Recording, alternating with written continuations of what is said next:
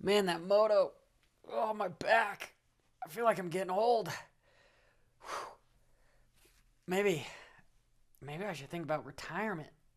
Ugh, only 26 years old. There's this guy. What was his name? Stewart, maybe? He just disappeared with no rhyme or reason. Maybe I should do that. Ugh. Retire. I'm out of here. Long gone. No reason.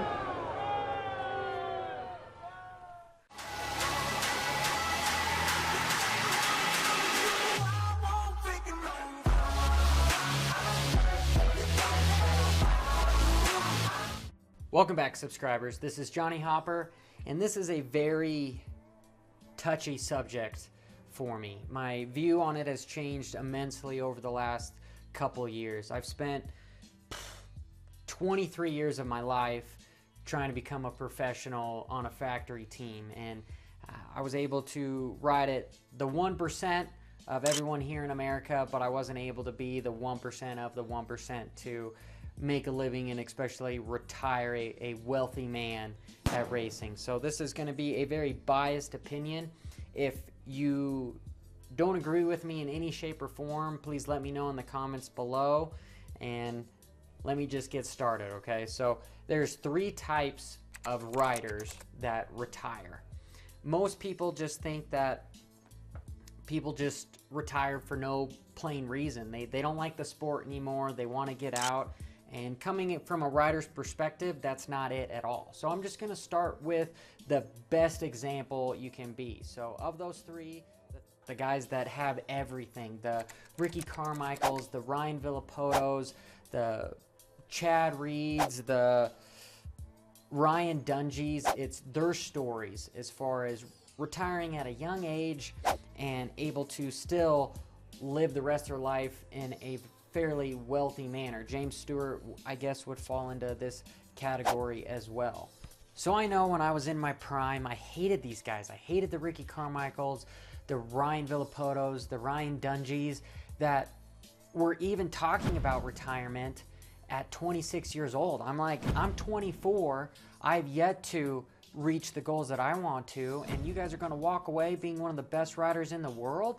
Like, I hated him for that. And unfortunately, that's just a little immaturity on my part and not understanding the realm of that. There's so much things that are bigger than racing. And usually it's something that happens in a rider's lifetime or some big event that makes them start thinking about retirement, because it's simply a risk versus reward type scenario. There's just some people that are willing to risk more than others. And especially if you've been in a position where you don't need the money anymore, you have enough in your bank account, you've been smart with your money, well, those ideas start coming into your head. Like, I don't want to be in a wheelchair. I don't want to not be able to throw my son in the air, not be able to walk on the beach with my wife. It's a simple just risk versus reward. And I think with Ryan Dungey, let me just back up for just a second. I don't know him personally. I've only met him a few times talking at him in the pits. He's always lapped me, and I don't get to stop and have a conversation with somebody that's lapping me. So he could have a totally different explanation as to what I'm going to suggest. All right, so just take it with a grain of salt. I think in 2016, Lakewood Moto 2, when he broke his neck and he got back up and had an awesome charge. I don't remember how he finished, but later found out his neck was in fact broken, and if he were to fall down again during that time or something else weird would have happened, he would have been paralyzed. I think at that moment he sat with his wife and was going, it's not worth it anymore. Like, I want to be able to walk. And the most recent we can think of is Jesse Nelson. Things just stripped away from him, just low-sided. And was it Unadilla where he did it? I'd have to look back, but he just low-sided and the bike hit him in the back and paralyzed him from his waist down. Just a blink of an eye. So I think something drastic happens in a rider's lifetime that makes them think about that. Ryan Villopoto, I think the same thing happened. He broke his leg in 2010, his femur real bad at the St. Louis Supercross, and I think ever since then he was sort of thinking, man, you know, I need to come up with some sort of an end game of what can we do. And then he went over to MXGP, and when he broke his tailbone, I think it was just like, you know what? I'm tired of getting hurt. I've made my money. It's time to retire.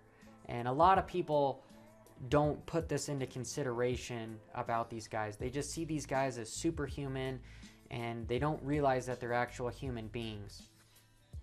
Same thing with Ricky Carmichael. Retires at 26. We know that guy rode out of control all the time. He's even said it himself, he wasn't the most talented rider. He was just the one that was willing to make stuff happen. And at a certain point, you can't get away with stuff anymore. And with James Stewart even, unfortunately, he didn't retire like Carmichael or Jeremy McGrath or Villopoto or Ryan Dungey, where they have this sort of retirement tour and let all the fans know. It's just suspended for Adderall. You know, Adderall is a substance used for focus. And we know Stewart, he has this stigma that if you're not first, you're last. And he was always out front, always just winning, and he was the one that would take himself out and crash out, per se. And there's arguments. You could go on and on. This isn't about PEDs. I will make another video about performance enhancing drugs in motocross and supercross because nobody talks about it, and I want to get it out there. But this is simply about retirement. So that is over. The top tier, the cream of the crop of why they retired at such a young age. And I'm so jealous that they've got the fortitude to be able to go, you know what? My time has come and gone. I've made my money. I'm out of here. I'm healthy. I'm going to live a long and healthy life. All right. The second type of rider is just somebody that just can't simply get a ride.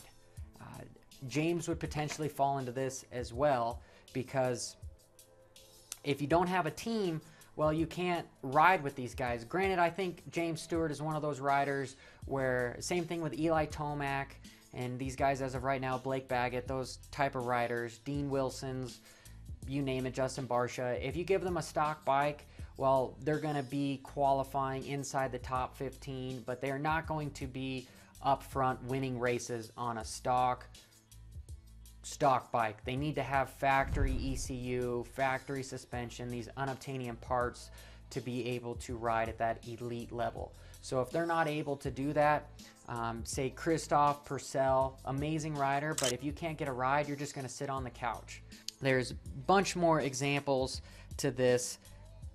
The RC and Hart Racing team, they're trying to make it happen. Well, what happened to their team? This is backed by Ricky Carmichael. You think he can't come up with sponsorship being the greatest of all time?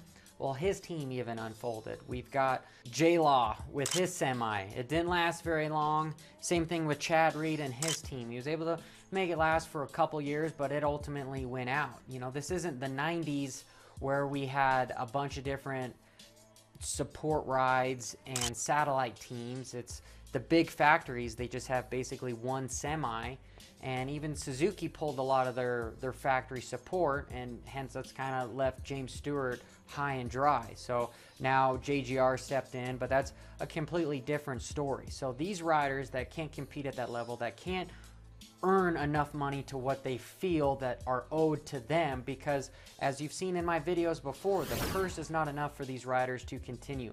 They need to have a salary from a major company making them say, hey, we're going to give you $100,000 a year or whatever. Haven't been fortunate enough to know what those contracts are like, but coming from the riders, if you're not paying them enough, they're not going to risk injury or death for $2,500 bucks. That's just simple. All right.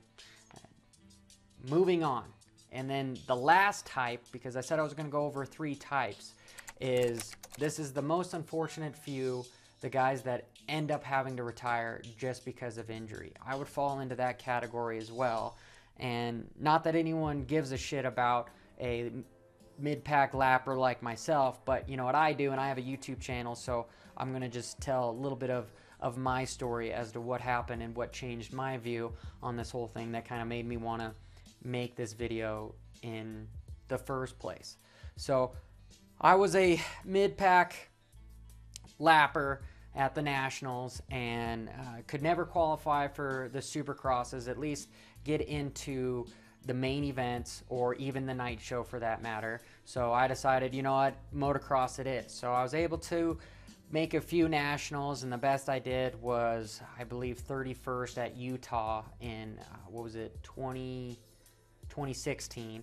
And I was like, you know what, I'm not making any money, I'm just spending money. I was spending $40,000 to $60,000 a year, just an entry fee, and I ended up making maybe $25,000 in all my winnings. But with bikes and parts and yada yada yada, I was clearly in the red. I'm going, you know what, I'm 24 years old, how do I make this my job? How do I make this my life? And so I went and did some off-road races. I was able to win some local Corks championships. The works races, I was never good enough to get a ride there either, so I started with arena cross. So then I went to arena cross thinking, you know what, these guys aren't the Ricky Carmichaels and the Chad Reeds, so maybe I'll be able to get a support ride here. And unfortunately, first year of trying this,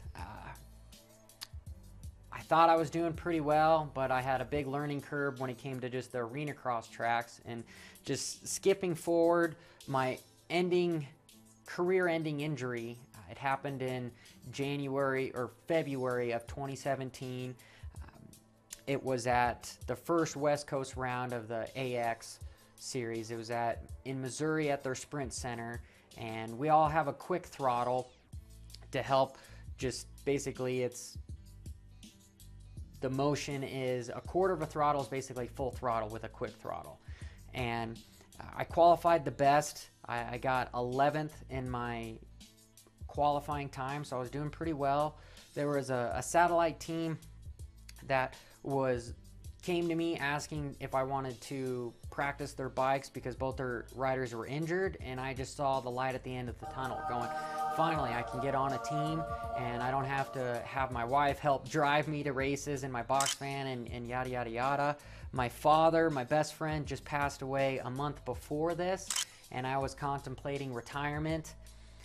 And he was my mechanic, he was everything. He was my best friend. We did so much together, and without him, it was quite honestly hard for me to continue. But I ended up having a crash in the heat race, ended up running into a rider in the whoop section, and I didn't realize that my throttle was sticking.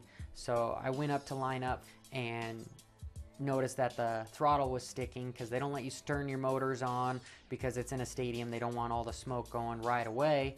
And I just looked to my wife and she told me, Johnny, don't do it. I said, you know what, all I have to do is twist the throttle back, I'll be fine. And I ended up missing a whoop. Alright guys, so I just got to the hospital and looks like I broke my tib and fib and femur, and I've got a pretty good gash on my hand. And I was at the arena cross class. I was running 11th, so I wasn't in a qualifying spot, but I've had issues with my throttle all day, and it stuck wide open. I barely got kicked on the last whoop, and I should have been able to turn the throttle off, but no, it just stayed stuck, and I just went wide open into the wall, and I think the wall won. So they say that they're gonna do surgery and put some rods and some other stuff and stitch up my hand, and I think I might have broke my hand. And holy, they'll give me some more pain pills, and they say I need to stay here a little bit, rehab, make sure I can walk,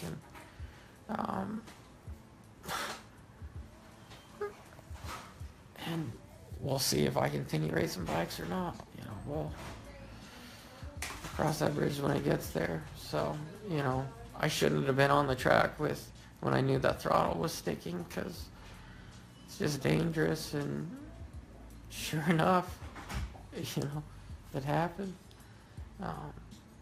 But hey, thanks guys, and you know, Summit, Rocky, Fly, EVS, Integrity Mortgage, Law Tigers, Cool Rides, Aztec.